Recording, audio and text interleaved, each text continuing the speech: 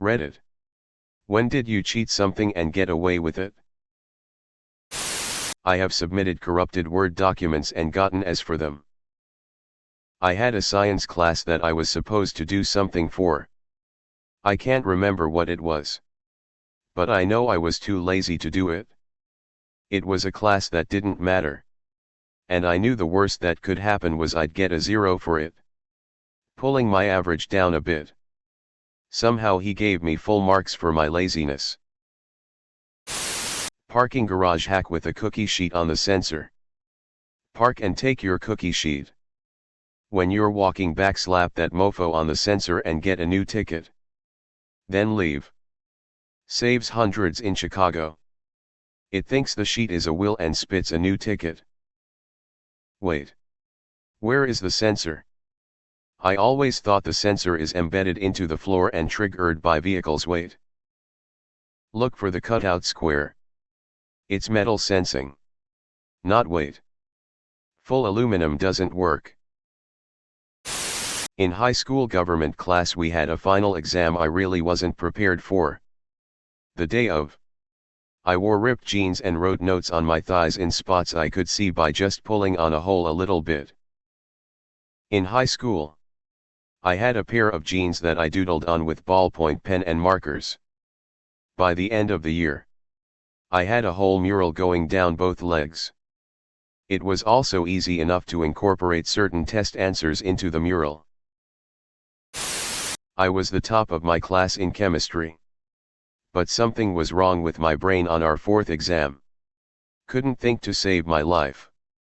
I was so frustrated that I crumpled my test and threw it in the trash at the end of the hour. Next class. The teacher asked me to stay behind. Apologized for losing my exam. And averaged my previous exam scores. I feel bad. But she saved my ass. I also blanked out in one of the tests. Here's what I did. So. My classroom is literally just an entire building with probably 300 students in a class. There I was with my unfinished test and everyone was getting up since there's only a few minutes left, class is over. During it, I quickly stashed my test in my bag and walked away. I emailed my professor saying that I wasn't feeling well. So I couldn't go to class. Since my class is so big, the prof wouldn't be able to remember everyone. After sending the email, I went to the nurse's office and told her I was very sick last night and I wondered if I can get a checkup. She checked everything and obviously I was in perfect health. At the end of it all, I asked her for a doctor's note. Most of the time, the nurse just write a generic note with dates on it, which was the night before and the day of the exam. More believable if I was sick for more than a day. Instead of just the day of the exam. I got an email from the prof. And he needs a doctor's note, which I got. Either he doesn't care or fell for it. He told me I can retake the exam in a week. I studied the stashed exam. And wouldn't you know it? He didn't change anything. Of course. I purposely missed a few questions here and there just in case. That's like spy speep lol. In university, we had an exam that was online and during the exam, we weren't allowed to have any other tabs open. I had a study sheet that I created on Word beforehand. And I copied the whole document and pasted it into one of the short answer boxes. My professor walked around the lab to make sure no one was cheating. So every time he walked by, I scrolled up to the top where the multiple choice questions were. And when he left, I would search for the answers in the little short answer text box. That's so clever. I've never thought about it before. Would you try it again if the opportunity came? Maybe. But it's extremely risky. I wasn't prepared for that exam at all. And if I were to get caught, I would have definitely been kicked out of school.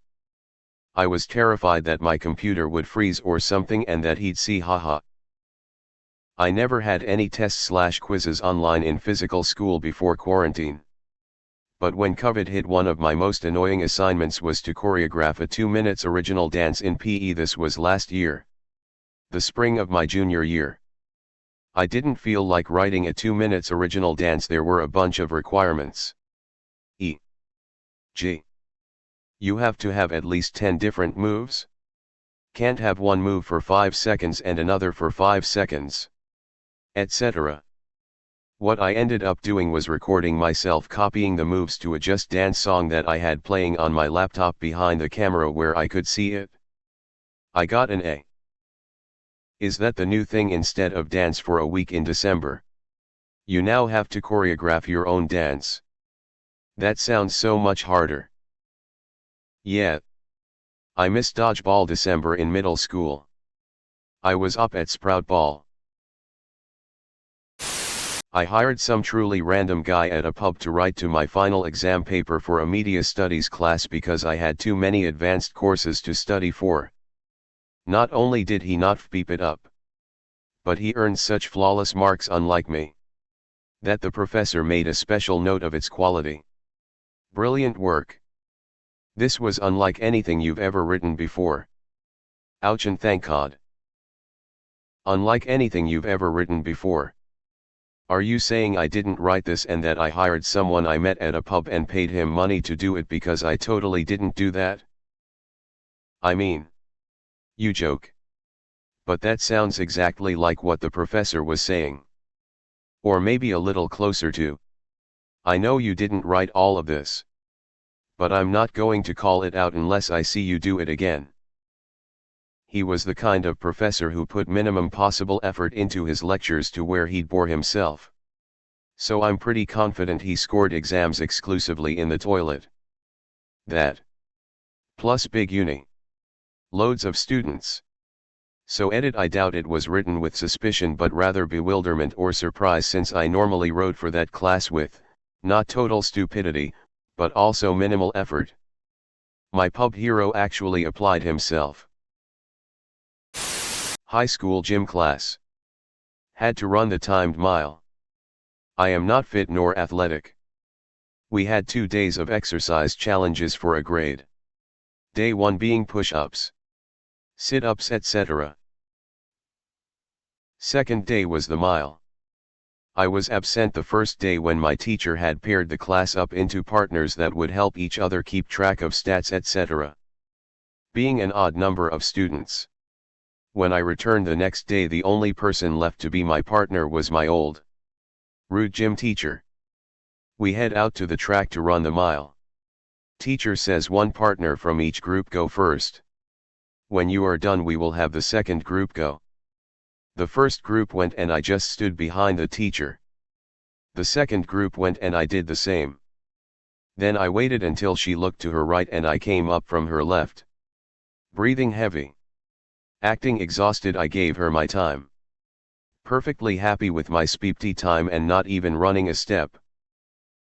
During my old gym classes I used to be pretty overweight and dreaded doing the mile run because I was so slow. Usually I'd be slow enough that I could run a lap less than the actual mile and glide on through without looking suspicious. My senior religion class had quizzes every week. I wrote down answers in eraser on the desk. It could only be seen from a certain angle, and could be wiped away quickly. I cheated almost every quiz and never got caught. I found one time right before a test I saw the entire notes page drawn in pencil eraser. I wouldn't have said anything except for I knew that if I didn't say something I would get in trouble. We ended up taking 20 minutes to evenly erase the whole table so nothing would be visible. I've told this story before. I started college in the early 2000s. Had to drop out. And went back near the end of that decade. A lot changed in those intervening years. Including sites like Turnitin not existing my first go around. I had an essay. I got an A on my first start at college. And I still had it on a floppy disk. When I returned years later I had another course that had an essay due. I wasn't feeling doing it. But I remembered this old essay I had from before. And I knew that Turnitin didn't exist them, I only turned in a paper copy that time. So there was no online presence of it, nor would it get flagged as unoriginal. So I got my disk converter out. Got that old essay out. Changed the date/course number. And turned it in on Turnitin for this other course. And as I knew would happen, it wasn't flagged. I also got an A on that paper too. Yeah. You can't do things like that now. Before Turnitin I reused the same paper with slight modifications 4 times between high school and college. Twice in high school and twice in college. It was on gun control, if you're wondering. The last class I used it on was in college ethics, to add a bit of irony. It was a hell of an essay. 4 A's as well. I wrote it like a damn racehorse. Used to be a content writer. I once wrote a woman's thesis in a weekend for 500. She got an A. The topic was ethics. Good job, gay Eduardo. So there was this place called Discovery Zone when I was a kid. Usually had birthday parties there, as it was a mix of a jungle gym with slides and tunnels along with an arcade. Think Chuck E. Cheese with a big playground. Like most places that had arcades for kids. You earned tickets and could cash them in for prizes. But like all these places, the good prizes cost a speedload of tickets. My parents, being sensible, wouldn't give me unlimited money to play the game, so I was only able to get a few hundred tickets from some of the easier ones. Not enough for anything good.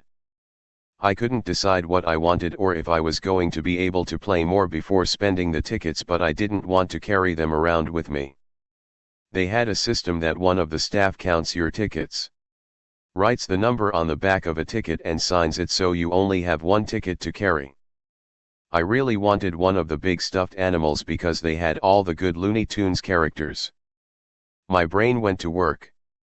I figured out that I could write whatever number of tickets I wanted on the back of another ticket, fake the signature and cash it in.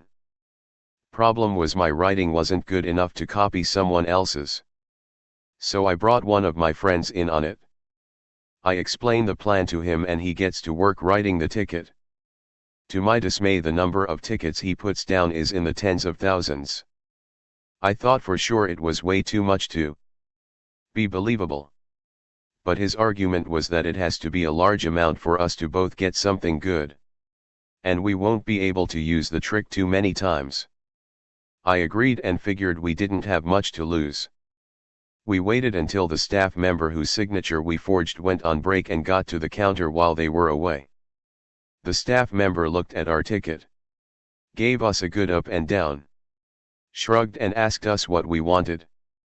We made away with a giant Tasmanian devil, Marvin the Martian, and Slivester the cat, as well as a bunch of smaller items to use up the excess tickets.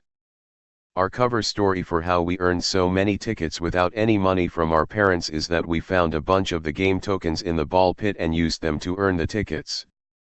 To add icing to the cake, in the back corner of this place there was a net high up with more of the Slivester the cats on it. We used our Slivester the cat to knock another one off. He took the Marvin the Martian and one of the Sylvesters. I took the other and the Tasmanian devil. Our parents never really pressed us on it, but one of our classmates was always incredibly suspicious of our story. Over 2 decades later and I still have those stuffies.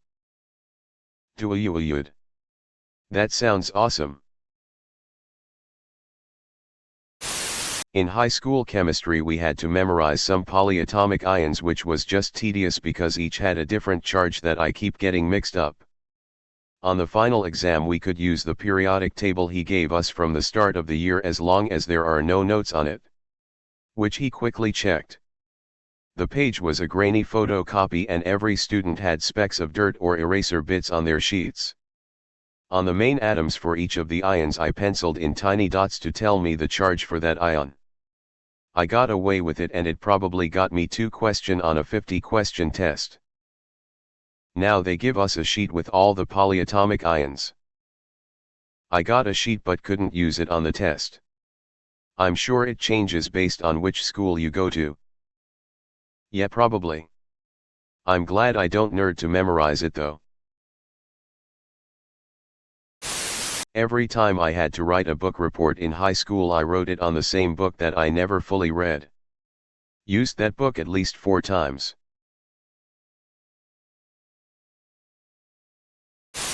In high school around 30 years ago, I and the rest of the student council were counting up the votes for the new members, including the votes for the new president. I didn't like one of the candidates for president, a dumb jock. And the other candidate was one of my friends. The guy I didn't like was clearly winning. So I counted their votes as votes for my friend, as the principal and vice principal observed. I didn't want it to be obvious. So I only changed a few votes at a time. My friend won by a small margin. So I didn't feel too badly. Later on I found out that everyone who was counting the votes were doing the exact same thing. When I was Instago, the staff involved pretended like the votes mattered and just picked who they wanted to. Sometimes their picks still sucked and I ended up doing multiple jobs in one term, but mostly I think it was a good idea. I had missed the original date for my math final before Christmas. So the day I got to take it was when everyone was watching a movie right before break, so the lights were out and the teacher sat me at his desk so I wouldn't get distracted. He then went and sat at desk with a student so he could watch the movie too. I was moving around on the desk looking at things and I noticed he had left the answer key to the final underneath some papers. I would just move it slightly down to see the answers and then put it on my test. I was lucky the test was all multiple choices and you couldn't have work on your final paper, so when you were done you just threw away your scrap paper with your work on it. Easiest day of my life. Sorry Mr. Lieber, I know you thought I was some genius. Acting like I know what I'm doing at my job and continuing to get promotions. I opted to take an online driving course rather than get points on my license for a speeding ticket. I took the final exam using a bootable Red Hat Linux Live CD and used whatever default browser came with that OS. The online test was such that the controls weren't nearly as locked down as with a Windows-based browser. So I was able to copy and paste text from the course to a text editor and then search it while taking the exam. Mate, you have to use Linux normally. I'm a Windows guy, so I was just dabbling with Red Hat and I believe the Conqueror browser. Wow. I mean, I really recommend retrying it. It's gotten easier to use. Ubuntu is really easy to learn and it gives much better performance for many things because it's more efficient. I don't doubt it. This was in the early 2000s for what it's worth. Ah yes. Now Firefox is default. Also Windows has many problems with it that you will start to notice if you use Linux. Oh. Believe me, I know. I've done Windows IT support for PCs for many years. My last paper that I had to turn in for my bachelor's was a group paper. We were writing the paper on a Google Doc. And I was the last one to submit my portion. As I was reading the paper, preparing to begin typing, I realized that one of my group mates had written what was supposed to be my part. And had written it better than I did. So I just left it. I didn't tell the group what happened. And just submitted the paper. We got an A. The degree's on my wall. I have a feeling they know. Unless you weren't that behind on submitting it. My wife has done others' parts in group projects when they wait till the last day. She never wants to risk failing because of them and just does it herself. She has had 1 or 2 folks take advantage of that though. Unsurprisingly. Yet it was never my intention. I had done my research and knew what I was going to write. But whoever did my part had written it better than what I would have come with. It was really awkward for me. And I felt terrible. Wasn't a fun situation. Ah hell, I would have done the same thing as you.